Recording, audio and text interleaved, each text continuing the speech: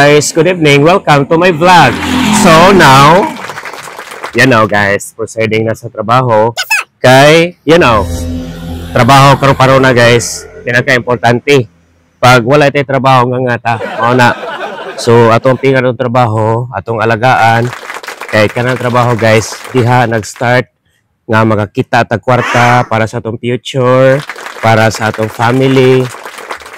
Tanan diha jud gikuha ang atong panginabuhi sa atong pagpanarbaho.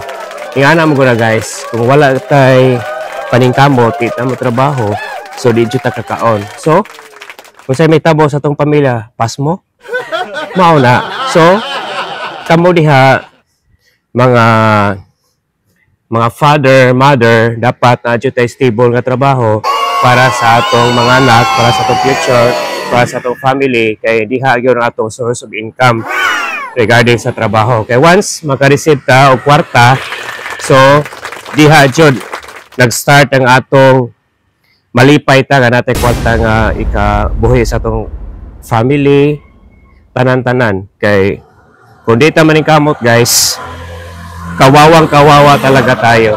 So dapat amping atong trabaho, atong alagaan atong trabaho, whatever it takes, whatever happen.